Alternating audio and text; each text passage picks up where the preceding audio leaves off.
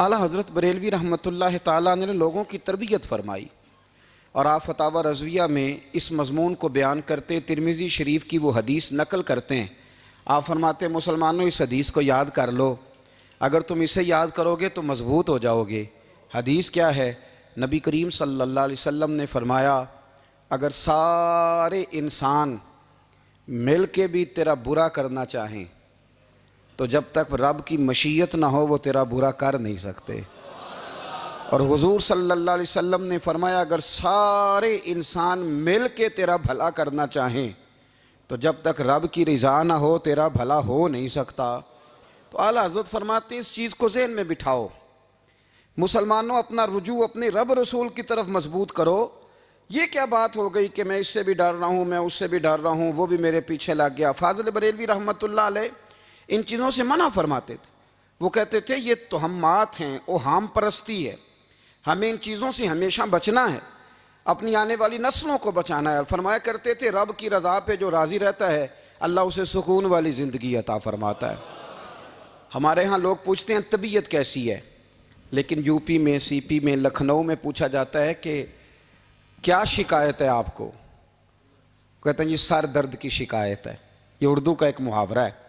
جناب کیا شکایت ہے؟ کہتے ہیں جی مجھے کمر درد کی شکایت ہے۔ پھر پوچھنے والے پوچھتے ہیں کہ جناب اس شکایت کا کیا بنا؟ تو صدر الشریعہ مولانا امجد علی صاحب اعظمی رحمۃ اللہ علیہ فرماتے ہیں اعلیٰ حضرت کو بخار تھا تو میں حاضر ہوا، تو میں نے کہا حضور شکایت کا کیا بنا؟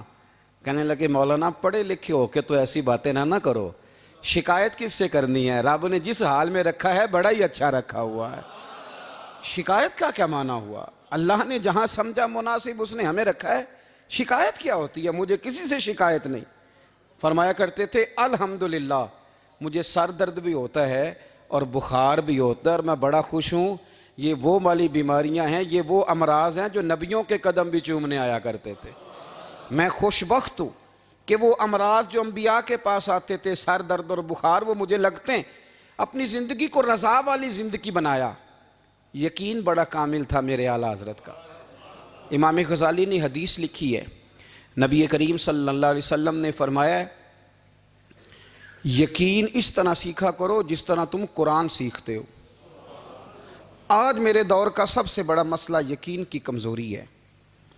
مسلمان کچی پکی سوچیں سوچتا ہے، کمزور کمزور جملے بولتا ہے، اس کو دنیا داروں کے وعدوں پر اعتماد جلدی ہوتا ہے، لیکن معاذ اللہ اللہ رسول کے وعدوں کے بارے میں یہ کئی دفعہ شکوک کا شکار ہوتا ہے۔ اسے سمجھنا چاہیے۔ فاضل بریلوی ایک پختہ یقین والی شخصیت تھے، پختہ یقین والی۔ بریلی شریف کے دائیں بائیں طاعون کا مرض پھیل گیا تو اعلیٰ حضرت فرماتے ہیں میرے منہ میں بھی کچھ گلٹیاں نکل آئیں، تو بعض لوگوں نے کہا شاید آپ کو بھی طاعون ہو گیا ہے۔ اعلیٰ حضرت رحمۃ اللہ علیہ فرماتے ہیں جو سب سے بہترین طبیب تھا وہ لایا گیا، اس نے میرا منہ دیکھ کے گلٹیاں دیکھ کے کہا خو آپ کو تو طاعون کا مرض ہو گیا ہے۔ تو اعلیٰ حضرت فرمانے لگے مجھے ساری بیماریاں لگ سکتی ہیں، یہ نہیں لگ سکتی۔ اس نے کہا حکیم میں ہوں کہ آپ ہیں؟ فرمایا نہیں آپ ہی ہیں، پر یہ بیماری مجھے نہیں لگ سکتی، یہ مجھے ہو نہیں سکتی۔ اس نے اصرار کیا تو اعلیٰ حضرت رحمۃ اللہ تعالیٰ علیہ اس کو کہنے لگے میاں تو جو مرضی کر لیکن مجھے طاعون کا مرض نہیں ہو سکتا، یہ بات طے ہے۔ وہ ناراض ہو کے چلا گیا۔ اب طاعون کی جو گلٹیاں ہوتی تھی نا وہ بڑے بڑے مہینوں نہیں جاتی تھیں، تکلیف رہتی تھی۔ اعلیٰ حضرت کہتے ہیں میں نے اسی رات نا تھوڑی سی کالی مرچوں کا سفوف بنایا اور مسواک میں رکھ کے جب منہ کے اندر چھڑکا تو تھوڑا سا خون نکلا اور میرا منہ بالکل ٹھیک ہو گیا۔ سویرے میں نے کہا بلاؤ نا اپنے حکیم کو جو کہتا تھا طاعون ہو گیا ہے۔ تو لوگ کہنے لگے حضور آپ کو ویسے کیسے پتا تھا طاعون نہیں ہے؟ فرمانے لگے پتہ اس طرح تھا کہ اللہ کے رسول صلی اللہ علیہ وسلم نے ایک دعا ارشاد فرمائی ہے، فرمایا کسی مریض کو دیکھ کے پڑھ لو الحمدللہ الذی مما ابتلاک بہ وفضلنی علی کثیر ممن خلق تفضیلا۔ حضور نے فرمایا کسی بیمار کو دیکھ کے، مصیبت والے کو دیکھ کے یہ دعا پڑھو، تم اس مصیبت میں شکار نہیں ہوں گے۔ فرمانے لگے میں نے طاعون کے مریض کو دیکھ کے دعا پڑھ لی تھی، تارے ٹوٹ سکتے ہیں، چاند گر سکتا ہے، سورج اپنی جگہ چھوڑ سکتا ہے، پر مدینے والے محبوب کی بات غلط نہیں ہو سکتی۔ یہ میرا یقین کامل ہے، ساڑھے نبی دی زبان ساڑھے واسطے قرآن، یہ بات غلط ہو سکتی؟ مضبوط یقین فاضل بریلوی کا۔ مضبوط نظریات. اعلیٰ حضرت رحمۃ اللہ تعالیٰ علیہ سے کسی نے کہا آپ کس طرح کے مومن ہیں, کس طرح کے مومن ہیں؟ تو اعلیٰ حضرت فرمانے لگے میرا دل چیرو, اس کو کھولو, ایک طرف لا الہ الا اللہ لکھا ہوگا, دوسری جانب محمد الرسول اللہ لکھا ہوگا, کھول کے دیکھ لو. ایک تو یقین کی. پھر دوسری بات, خشک لوگوں کو زندگی گزارنے کا مزہ کوئی نہیں آتا. زندگی گزارنے کا مزہ اسے ہی آتا ہے جسے کسی سے پیار ہو جاتا ہے. باقی نہ دیکھیں نا, ایک بندہ جبرن ایک شخص بچے پالتا ہے, وہ کہتا ہے یہ میرے لیے کیا مصیبت ہے 5 بچے, اور ایک شخص کو بچوں سے پیار ہو جاتا ہے. وہ جوان بھی ہے, خوبصورت بھی ہے, پر عید پہ کپڑے نہیں خریدتا. بیوی سے کہتا ہے میں پرانی پہن لوں گا پر بچوں کو نہیں لے دے. اور بھائی تیری خواہشیں مر گئی ہیں, تیری خوبصورتیوں کی طرف جانے کی آرزویں ختم ہو گئی. تو کہنے لگا سارا کچھ ہے پر بچوں سے پیار جو ہو گیا ہے. اعلیٰ حضرت رحمۃ اللہ علیہ بہت بڑے فلسفی تھے, منطقی تھے, بہت بڑے سائنسدان تھے. یہاں بڑا سنجیدہ اجتماع ہے, میں بڑی خاص بات کرنے لگا ہوں. سارے سائنسدان کہتے ہیں زمین گھومتی ہے. اعلیٰ حضرت نے اتنی موٹی کتاب لکھی ہے زمین ساکن ہے.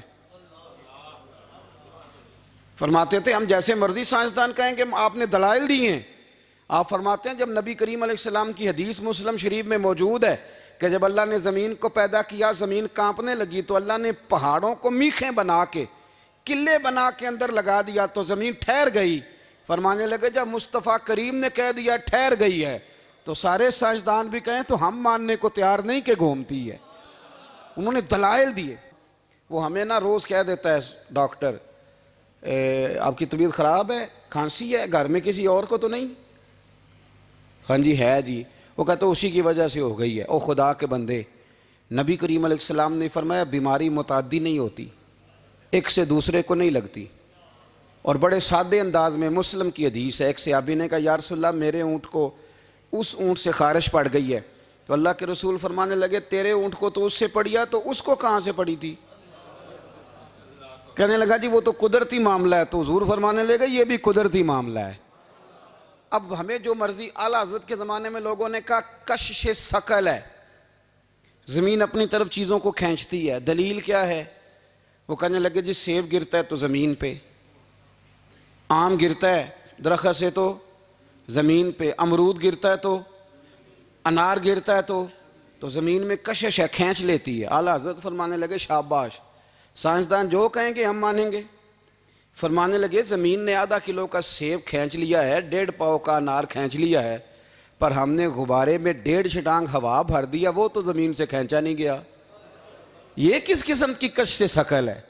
یہ ابھی 2 سال پہلے ڈاکٹر عبدالقدیر خان کا مضمون چھپا تھا روزنامہ جنگ میں. وہ کہتا ہے مجھے وہ مولوی چاہیے تھا جس کے پاس قرآن حدیث بھی ہو اور سائنس کے علوم بھی ہوں. کہتا میں نے زمانے کے دروازے کھٹکھٹائے, پھر میں پہنچا بریلی کے امام کے پاس, اور کہتا ہے وہاں جا کے نہ میں ٹھہر گیا ہوں, اس لیے کہ مجھے قرآن و سنت کا نور بھی ملا ہے اور مجھے سائنس کے رموز بھی ملے ہیں. یہ واحد شخص ہے جو دین کو سائنس کا پابند نہیں کرتا بلکہ سائنس کو مدینے والے کا غلام بناتا ہے, مدینے والے کا غلام بناتے ہیں. تو اعلیٰ حضرت فرمانے لگے عجیب فلسفہ ہے نا جی, آم کھینچ لیا اس نے, سیب کھینچ لیا, امرود کھینچ لیا, پر اس سے 1.5 چھٹانگ والا غبارہ. تو لوگوں نے کہا حضور پھر مسئلہ کیا ہے؟ آپ فرمانے لگے مسئلہ یہ ہے کہ ہر چیز اپنی اصل کی طرف لوٹ جاتی ہے. ہر چیز اپنی, سیب امرود انار زمین سے پیدا ہوتے ہیں تو زمین پہ گرتے ہیں. ہوا کی اصل اوپر ہے, اس لیے جب غبارے میں ہوا بھریں گے تو ہوا اس کو اوپر لے جائے گی. ہاں جب اس سے ہوا نکل جائے گی تو پھر غبارہ جو جس کی اصل ہوتی ہے ادھر لوٹ جاتا ہے. انسان مٹی سے بنا ہے تو جاتا کہاں ہے؟ مٹی دیں تے مٹی رہنا ہی. ایویں کا دی بلے بلے, اج مٹی دے اتے بندیا تے کل مٹی دے تھلے. تو اعلیٰ حضرت رحمۃ اللہ تعالیٰ علیہ نے نا اپنے سارے علوم کو نبی پاک کا غلام بنا دیا.